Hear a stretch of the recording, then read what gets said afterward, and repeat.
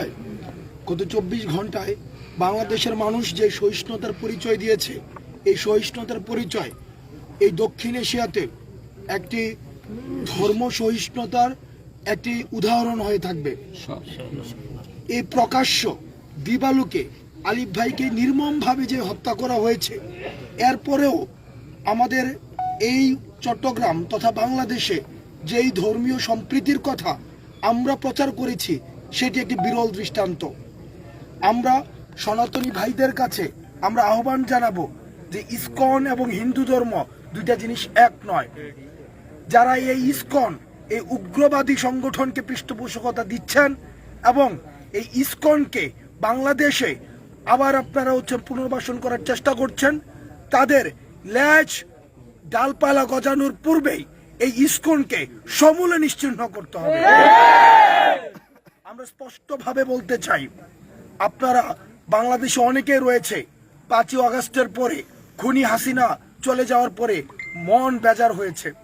আমরা আপনাদেরকে বলতে চাই, আপনারা বাহ্যিকভাবে বাংলাদেশি আর মানসিকভাবে হিন্দুস্তানি, এই মন নিয়ে আপনার এই 5ই আগস্ট পরবর্তী বাংলাদেশে আপনারা প্রাসঙ্গিক নয়।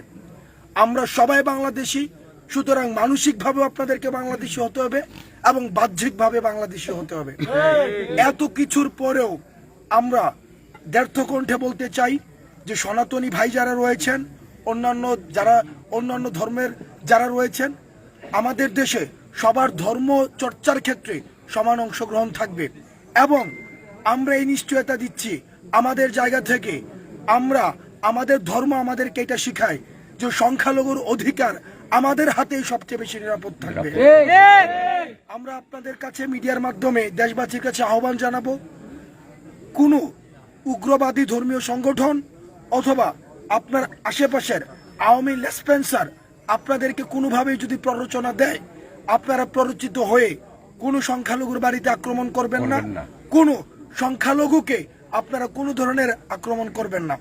তাদের আমরা 5ই আগস্টের পূর্বে 5ই আগস্টের পরে আমরা যেভাবে নিরাপদ পদে রেখেছি, তাদের ধর্মীয় প্রতিষ্ঠানগুলোকে যেভাবে আগ্রহে রেখেছি, সেটি উদাহরণ হিসেবে থাকবে এবং এটির ধারাবাহিকতা অব্যাহত থাকবে।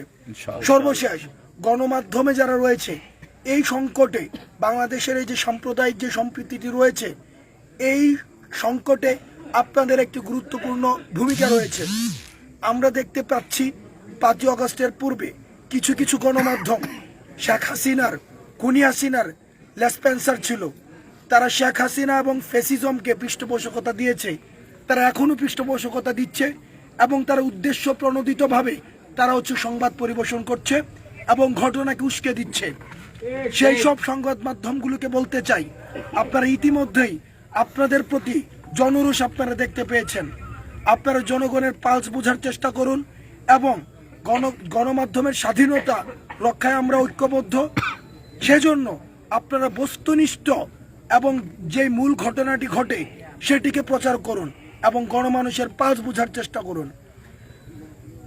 এই শহীদ আলিফ ভাইয়ের বাবা আমাদের সাথে রয়েছেন।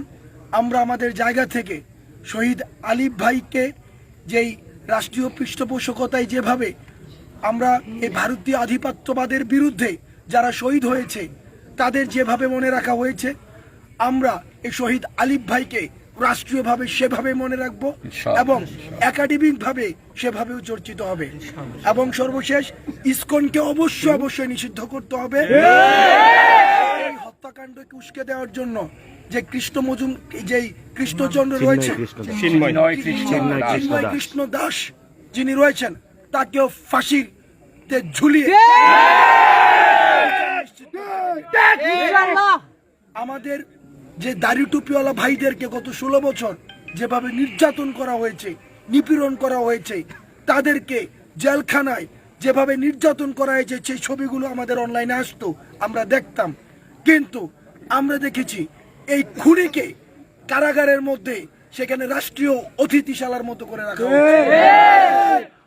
আমরা কোন উগ্রপন্থীকে এই বাংলাদেশের মাটিতে এক হাত জায়গাও আমরা দিব না। এই বাংলাদেশ সকল ধর্মের দেশ, সকল সম্প্রদায়ের দেশ, কিন্তু কোন উগ্রবাদীরা এক হাত জায়গায় ওখানে পাবে না।